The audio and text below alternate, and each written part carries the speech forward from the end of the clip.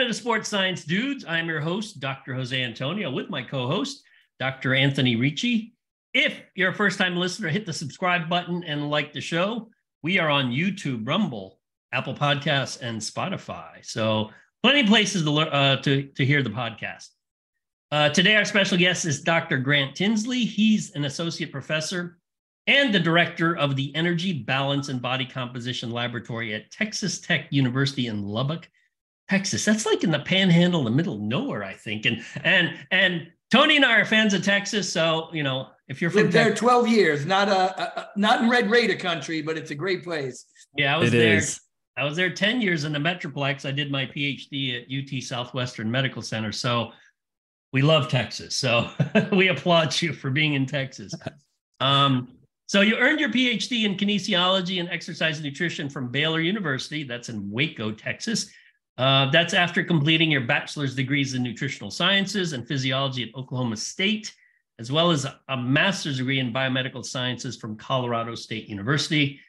You are also Certified Sports Nutrition, CISSN, from the ISSN, and also a Certified Strength and Conditioning Specialist with distinction through the NSCA. Your current research interests, which we will talk about on this show, evaluation of body comp techniques, and I have a lot of questions for that, as does Tony, I'm sure. The influence of intermittent fasting on resistance training adaptations, as well as sports nutrition strategies to improve performance and body composition. You're well published, over 100 peer-reviewed journal articles, and also you've directed many externally supported projects, well over a dozen. So let's welcome Dr. Grant Tinsley. Welcome to the show. Thank you very much for having me. I'm happy to be chatting with you guys today. Well, Tony and I are happy to have you. And I know I want to start with sort of a pragmatic question, because this is a question everybody asks, not just me, but Tony, but every damn personal trainer in every gym. When you do a body composition assessment of a client, I know I actually was a personal trainer when I was in grad school, and I realized I did not like it. I'll tell you that. I did not like it because I felt like clients tend to be quite whiny. They're complaining, oh my God, my percent fat went from 18 to 19%. I'm like, it actually didn't, but that's what the number says. It says it's 19. Last week I'm like, no. So I guess the broad question is this: when you're doing body composition assessments, obviously in the field, skin folds are probably the most common, although you're probably much better at this than all of us. I bet you could probably look at someone over the course of months and almost guess their percent fat better than maybe, skin folds or Dexa or whatever.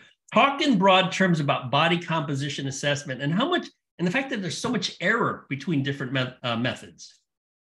Yeah, it's funny. You talked about just visualizing, because, we've all seen those charts floating around online. Like, this is what 4% body fat looks like, all the way up to like over, 50%. We were joking the other day. I can't remember who I was joking with. We were talking about maybe we should actually run a study and like have a few people who have done a lot of tests. And that's one method we're comparing. It's just like the eyeball test. And unfortunately, it probably would perform better than some of these methods people use. But obviously you couldn't scale lab to lab, but it'd be kind of, entertaining to look at. But no, absolutely. When you're talking about like the example you gave, you're talking about 1% difference in body fat, even by our best methods would be interpreted with some skepticism. And this is hard because you can find error rates in the literature for, everything from skin folds up to Dexa. But as you know, I mean, say skin folds are a great example. It completely depends on the person doing it. There are some people who are incredible at skin folds and they can get some great, clean, high quality data. There are other gyms where you walk in and like, whichever personal trainer's on the clock that day will whip out the skin folds and like do it real quick. So there are certainly some methods like skin folds are particularly dependent on who's performing the assessment. Those that aren't, so like our lab focuses a lot on technology that might scale to settings where you don't have a trained assessor. So we're looking increasingly at like mobile applications, particularly with like 3D scanning or something like that. But even then, there's so many factors going into it. Like if certain techniques, I'll pick on bioimpedance, because right next to the skin fold calipers at lots of gyms, you have the little old handheld Omron video game controller. BIA. Wait, that's still around? They're still around. Yeah. So Ones like that where people are just walking, again, not standardized. They've, either just exercised, they've had food to eat, fluid to drink, all kinds of things that can just introduce noise. So for some of those poor methods, you would need a really large change in body composition for the device to confidently tell you it's occurred. And by that point, like the person would know by that point. They're like, I know my body comp has changed before right. This, little device is telling me. So I don't know if you want to get into methods in particular, or if there's a direction you want to go with that. Yeah, it's I think skin folds would be one to talk about the error rate. And let's say you're dealing with a skilled tester, that's number one. And then the more common ones, like for instance, we have a bod pod in our lab, but I don't think any of us have touched it in years because in essence, it's been replaced by the various in-body techniques because it's just so much faster. We could run athletes through it real quick. Bod pod takes forever. And then we also have a Dexa. So let's talk about Dexa, BIA, in-body, and then skin fold. So the typical error, and let's assume, this is a big assumption, let's assume like, for instance, with the in-body, subjects come in under the same conditions, whether or not, let's say they're fasted for 3 hours, they haven't exercised, et cetera, et cetera. So we're assuming the best case scenario. Yeah. So there, I can throw out some tentative numbers. I hesitate to do that because it really does depend, even with something like Dexa, it depends some on the facility, the standardization, how well you position people, all that. And, many research settings, I'm sure our lab tries this as well. We're as meticulous as we can be, but, I've seen some things, not naming names, but I've seen, in athletics departments where, someone will be doing a heavy workout. They like literally drop the barbell in their last set and the dietitian pops out like, hey, come over here, lay down the Dexa. They're just dripping sweat on it. They scan them and just interpret the data. Wait, something just came to mind. Sorry, Tony. Sorry to interrupt you, Grant. If you got a guy who's longer than the Dexa, right? Yeah. But they still want to get Dexa. Like we get a lot of like high level pro athletes and also college athletes coming in. Do you cut off the head or you cut off the feet? Yeah. So the ideal thing to do, which is a little bit labor intensive, is to perform 2 partial scans. So you would include the head, scan till you get low enough and you have a discernible bony landmark, like say you're looking at a certain rib or something, pause the scan, save that, and you'll analyze up to that point, then reposition them higher, scan the rest of the body. And then you essentially, after the fact, draw the box at each point. So it's right at the same bony landmark. And then you sum those together. That'd be the ideal. Because if you say just like cutting off the head or cutting off the feet, it's tricky to hit right at the same place. If you had to do that, I would say cut off the head because that would be easier on the regions of interest to like say hit the collarbone or something like that. But assuming you're not doing a one-time assessment and you're tracking them over time, the really critical part is just making sure you're assessing the same mass. Because if you have a couple slices more there, you might see these fat-free mass fluctuations, for example, that aren't real. It's just like how much their body got in that time. Makes sense. Now, Tony works with a lot of fighters. So when they go through a cut, Tony, describe the changes in body weight that you might see with both male and female fighters. And then Grant, comment on how that might impact the assessment of body composition.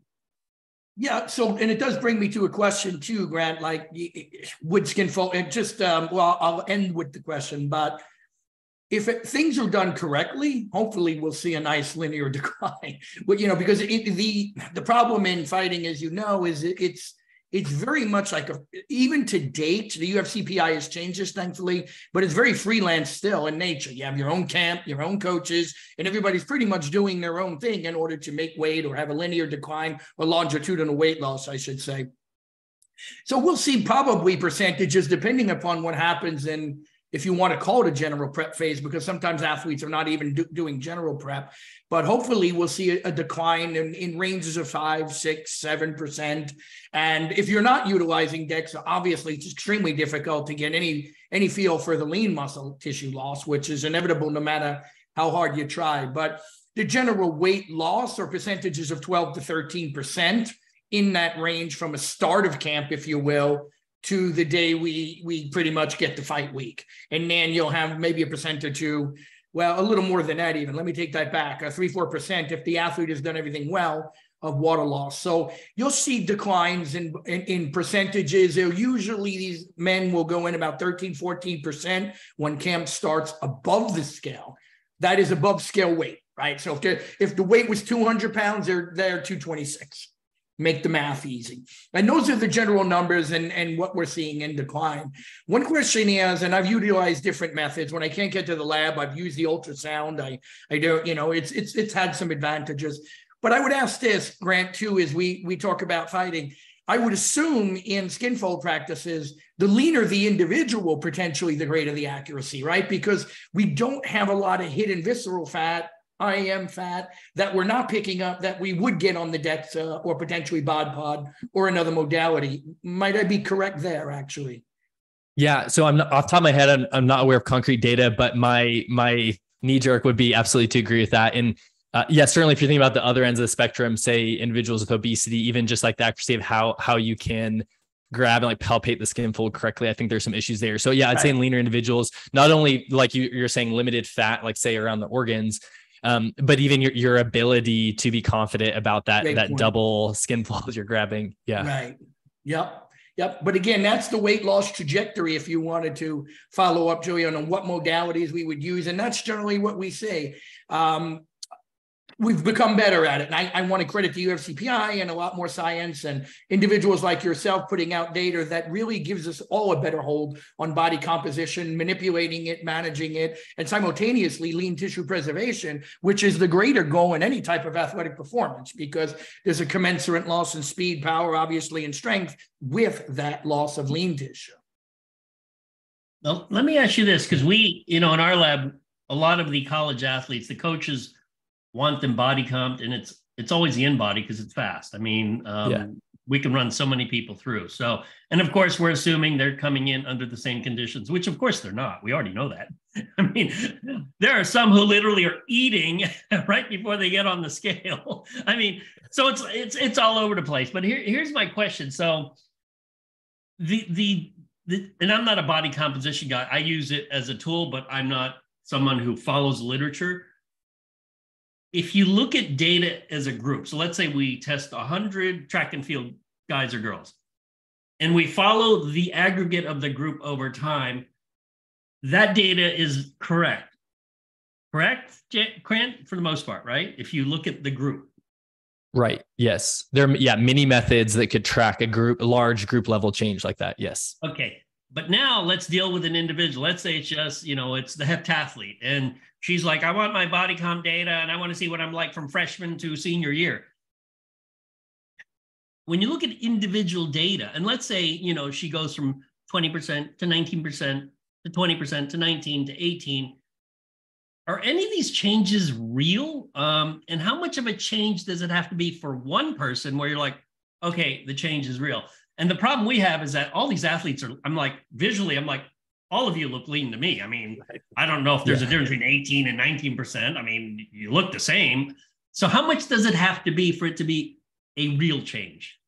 Yeah, that's a fantastic question. So as a broad principle, and I think you know this even from how you were asking the question, in general, the individual level accuracy of device, so the accuracy for assessing an individual is always worse than group level, because group level, some of these, random errors, people who have, different tissue properties that cause a particular type of error in a device, lots of that cancels out. Some of the noise cancels out. You have a large group, particularly if they're doing some standardized or, relatively similar intervention, you can get those trends. The issue is, you're pulling out one data point and you don't know if that's that person that's just tracking right on the group trend, or if this is one of those people with, say, random, I'll call it tissue properties here. We can get into it if we want, but for any method, again, with the numbers you gave there, you could be doing not only Dexa, you could be doing like a multi-compartment model where you're doing Dexa and BOD and, like dilution techniques for the water and taking hours to do this. Even then, if you're seeing like, again, a singular percent at a time, even 2% at a time, highly questionable if you can interpret that as a true change. So, not everyone does this. I was, speaking on this topic recently, and I was recommending, I know, knowing most people wouldn't do it, recommending that, every lab who's trying to, and this was in the context of, say, like, sports RDs working with like traditional athletics teams, but recommending that they collect some reliability data where it's like, okay, you get a group of people, test them one morning, test them next morning. I gave like a simple calculator. I'm like, here, you can just get a sense of the error, like how much variation would be reasonable to expect even one day to the next, even without formal stats. Like we've done this before. And it's like, okay, for a given technique, maybe we see changes from one day to the next, which are not real, of up to 2%. Then if we're tracking longitudinally and we see it change less than 2%, we know that, I know 6 months elapsed, but we've seen that big of a change in someone's body fat literally from Tuesday to Wednesday when they reported to the lab the same way. So, I mean, again, not everyone's going to do that, but that sort of line of thinking of seeing like, okay, just from, we'll call it biological error, even if you were fasted, just minor differences in your body and your hydration state, contents of your body and so on, we can see those several percent changes. Hope that exercise should make people skeptical of any small changes. The issue, and some of these are great technologies, but take Dexa or something, it looks so precise. I mean, it's so fancy. It's the X-ray, it comes out, they see the report, body fat, reported out to the 10th or 100th place. And people interpret it like that. They're like, yeah, I'm 11.83% body fat. And it's just, I mean, we know this. It's just not the case that it's that precise. So on a practical level, let's say you get 20 of the same like cross-country runners, test them on Monday, test them on Wednesday or whatever, and just see what the error is there. Basically, you're just looking at the differences in the mean. And I'm assuming the standard deviation would be similar. Yeah, you can do that. There are a few, one just like quick and dirty metric. I like those kind of what I was getting there would just be like a maximum absolute difference. So like if you're wanting to err on the really skeptical side, you're like, what's the biggest change we saw in a person from one day to the next day or 2 days later when we standardized everything? And that's kind of a worst case scenario, but you could run, so like, formal reliability stats on that and get more like what would be a, average error we would expect. But to get back to your question, it always relates to like how confident are you? There's some metrics like in general with body comp, a really common error metric is the standard error of the estimate. And it's you could think of it interpreted sort of like a standard deviation where we're going out like in a normal population, we're encompassing maybe, 68% of the errors. But there's another individual level metric, which is the limits of agreement that's like 95% confidence. And those error rates, if you look at for body fat percentage, get really large. Like a really good limits of agreement might be 4%. And that would mean, if you test someone and they're 16%, they could be 20, we're 95% confident they're between 20% and down to 12%. So again, point being at that point, you're like, yeah. That's like throwing darts in a dark room. Exactly. Exactly. So class, if you take that's a little much in a weight class sport too, if you're really trying to isolate what's left there and what we got to get rid of. Yeah. Yes. So it's challenging at the individual level. I think for a practitioner, hopefully if they're working, say with high level combat athlete, whoever, probably their like individual expertise as a practitioner paired with the body comp assessments is probably a good way to go, not leaning too heavily on the body comp assessments, but maybe seeing you're like, okay, I've seen this person do this before. And I know they tend to assess high at these points and we can still get the trend we're looking for and so on. Now we've tested a lot of, college football players, professional fighters and whatnot. And Tony can attest to this. On the Dexa, we have not gotten a single human being under 10%. And we're talking about people who are, you look at them, you're like, I can see your pancreas. I mean, you are lean. This is a question as it relates to Tony teaches exercise physiology. I actually teach sports nutrition about the concept of essential fat, right? And I guess I've never believed the numbers because I don't know how they came up with the numbers of, well, human males need this much fat and human females need this much fat. Is there something about our Dexa that we cannot get a human being under 10%? Are there people under 10%? That's one. Is there a limitation of the technology? And is that contributing to this artificial, like nobody is ever under 10% on our Dexa? Yeah. So what Dexa scanner do you have? It's a brand. It's a Hologic.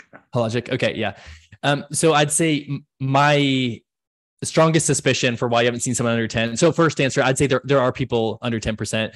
Good question on the origins of essential fat. It's a little bit murky. You can look back to like, there's a 1975, governmental report that's like hundreds of pages long that, detail some of this, but still a little bit murky. I would say that the software version, so like what's being done with the data matters a lot. So, back at Baylor, we had Hologic Dexas and there was literally like one check box in the software that was this particular correction, and it would intentionally change the body fat percentage by like 5%. So like if you want to feel good about yourself, you can like change the settings and be like, oh yeah, here I am at, 8%. But then, you change the setting. It's like, okay, now reanalyze the same scan. It shows 13%. And there was actually a reason for that. It came from analysis where they thought Dexa was overestimating fat. So they, led to this correction. So I'd say the software and details of the software setting could be part of it. And that's a good example where, it might not make your lean people feel happy when they're coming in and they're like, wait, I'm at 11%, I'm positive, I'm, single digit, but it wouldn't change the device Dexa's ability to track the change. So like if you're tracking the change, like, okay, you went from 15 to 13. If we analyze this differently, maybe you went from like 10 to 8. But really the take home message is the same, even though I know when you hand that printout, no one is happy typically with their Dexa results. Hey, Tony, we have a friend, Chris Algieri, a professional fighter. He swears he can get below 10, but on that Dexa, Tony, he's been like 10.9, 11.0. I mean, and he's like ripped to the bone. Yeah. And that's in fight shape. And the other approaches, caliper, ultrasound, we didn't throw him in the bod pod, but certainly impedance, they all had them. Oh gosh, the 5, 6 range, which I would often get, by the way, or obtain. Usually with fighters from about a welterweight or lightweight, 155 down. Those numbers were pretty consistent on the other measurements. But you just don't get enough of them to the Dexa. It's not always easy and practical. But quick question, Grant. I mean, so you've seen with some frequency. So Joey was asking single digits then with some athletes. Is that correct? Yeah, and I'll say most of the people we test aren't true athletes. We test lots of bros and girls who lift and stuff. So people with we've done physique athletes. It's various states of being off season, closer to prep and competition, and so on. Right. So we do have some single digit, but it'd be the person walking around where like you can tell they're pretty shredded to get down there. But yeah, I would say if you want to chat offline, we can and look and see whether or not you want to, uncheck this box if you have it in your settings, if you want to start making people feel a little better. You just obviously wouldn't want to compare from an old scan to a new scan to be like, yeah, you just mysteriously dropped 5% body fat. I don't know what happened there. Yeah, I'm going to look for that box because I want to make me feel better too. So. Yeah. Now, from a pragmatic point of view, let's just deal with two methods, the Dexa and the InBody, the BIA. Yeah. Because it's the ones at least we most commonly use. We'll leave skin folds out for now. Is there, and assuming conditions are right, they come in, let's say they're fasted, they have an exercise, whatever the conditions are. So those conditions are perfect. Is there a difference if you test people who are lean, and let's say lean is 15% or less, versus those middle range or in the 20%, maybe up to 25%? Versus the ones who are over 30% fat? Is there a difference in what you would call accuracy? Meaning, okay, with this group, it seems to work better. With the fat group, maybe not as well. And I'm just guessing. I don't know. That's why I'm asking you. Yeah. There often is a difference. It's a little tricky because any study showing there is a difference. And what you're talking about, the idea of the, statsy term we'd use for it is like proportional bias, meaning that like the agreement between two methods varies based on the level of whatever you're assessing. So in this case, the level of body fat. In leaner individuals, maybe we're seeing an overestimation of body fat. But in individuals who are less lean, we're seeing an underestimation. And that is very common. But it's always relative to what you're comparing to. So Dexa and BIA, this is a good example. Everyone likes to herald Dexa, and Dexa is a great technique. It really is. But it has different principles it's using than BIA. So if you compare, like say in your lab with the Dexa and the BIA, you compare them, you will likely see proportional bias. We've seen this like many times over where like in the leaner individuals, you might have, an overestimation, and it can depend the direction of it can depend a little bit on the, Dexa software, like we were just talking about, in the specific BIA device. But where you see a different relationship in leaner individuals, pretty better group level agreement in that intermediate body fat range, and then worse as you get higher, say above, 30, 40%. So yes, that definitely happens. But again, it just depends on what you're comparing to. And if you're comparing like Dexa and BIA, they are, if you're talking about InBody, they're both really good techniques. They're just using different principles. So we should expect some level of disagreement when the actual biophysical principles being used by the techniques differ. So that's a long answer to a short question. Right. Yeah, we actually did a comparison of the InBody to the Dexa, and consistently, and the bod pod as well. Consistently, the InBody and the bod pod are about 4% lower in percent body fat than the Dexa. The Dexa always is the one that makes people cry, but they all love the InBody and the bod pod because they're leaner on it. So, and it's a fairly consistent difference. But we're mostly testing lean. I mean, we're mostly testing lean people. So I don't know what it's like for the overweight or the average person. I mean, we're mostly testing athletes. So maybe it's just with athletes, you see that 4% difference with in-body versus Dexa, bod pod versus Dexa. Yeah, and you certainly could if your population is fairly homogenous that way. We do a lot of studies where we're sort of validating technologies in, I'll call them the general population, though we're in a kinesiology department, so we get a lot of active people, but we'll often have ranges again of sub 10% body fat to like at 50% body fat, and pretty good representation throughout that whole range. So we were probably set up to see some of those differences where we're seeing really different level of agreement and very lean and people with relatively high adipose tissue. One last question, and Tony, if you have another one as well, pipe in. One last question before I want to switch over a little bit, talk about intermittent fasting. From a sort of bird's eye point of view, the value of body composition assessment in general for athletics, we're talking about athletic performance. What's the value of it? Are there some sports where it's completely meaningless and other sports where it's completely meaningful? And I'm sure Tony has an opinion on this. So what do you think, Grant? I think they're probably, I won't go like sport by sport per se, but I think there are plenty of contexts where you could argue it's meaningless. There are probably contexts where you could argue, I'm positive body composition assessments in some contexts have done more harm than good. Again, whether it's the practitioner or the athlete, someone mistakenly interpreting these as gospel truth. So like maybe, and I love body composition assessment. I love the technology. I love the stats. It's something we do, but I feel like most of the time when I'm talking about it, I'm sort of de-emphasizing or recommending that people de-emphasize the results and say like, if performance is tracking the right way, like subjective factors, psychological factors, all these things are trending in the right direction and they get a bad body comp test. You shouldn't be like jumping programs and being like, okay, we need to reevaluate everything. We're going to change all this. And again, I think appreciating the error of the device, and I'm hoping eventually, maybe if I stay on enough podcasts and things, so, practitioners, researchers, all of us will just be a little more cautious and be like, yeah, that 19% to 20% or to 20.5% for this technique in our facility, doesn't mean anything. And I'm going to interpret it appropriately to the athlete, say like, based on the error of our device, there was no change in your body comp.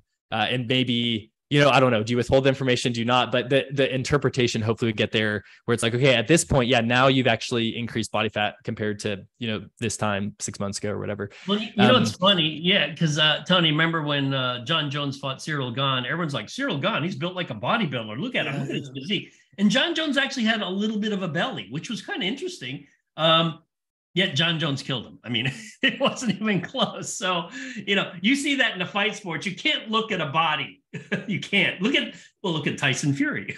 Right. Well, it's a little bit more, you have a little bit more liberty with that in the heavyweight division, right? Where they were at the time, because, when you got to make the scale, then the body fat matters. But to Grant's point, sometimes you got to be very, I would say, diplomatic in how you present the information.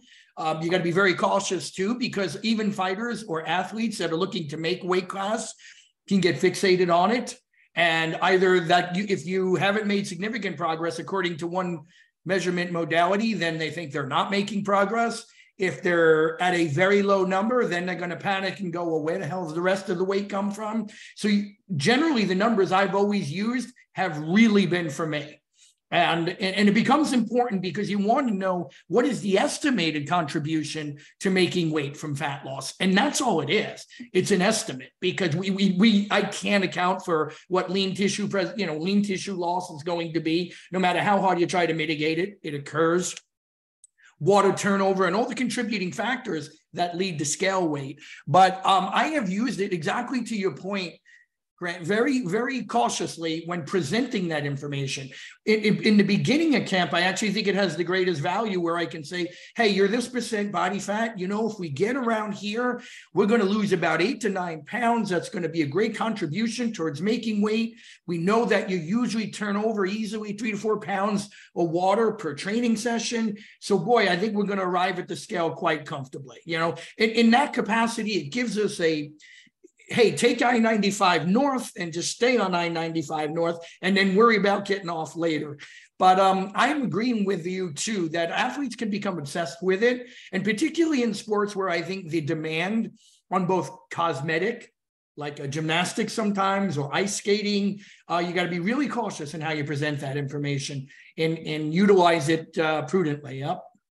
Yeah, I love when also in the it's really interesting context with the combat sports. I think what you said is perfect of emphasizing most or putting most weight on that initial body comp assessment and kind of planning your route from there, because they're doing all kinds of things as they get closer to weighing in that may cause the devices to go crazy. I mean, you're even trying to standardize and stuff, but yeah, body water, all kinds of things that they could pull a really weird result. So I love what you said of kind of using that initial one back when they're in a little bit of a more normal physiological state and kind of basing your direction off there rather than being like, whatever, I don't know the details of it, but you're a couple of weeks out and you did an assessment. You're like, whoa, it looks like you lost all this lean mass, but whatever, their body fluids and so on are way different than they were back at the initial assessment. You hit it perfectly. They're liable to get struck by lightning come a week out with their electrolyte balance and fluid balance if they're on an impedance scale. So you're absolutely right. Best time is in the beginning.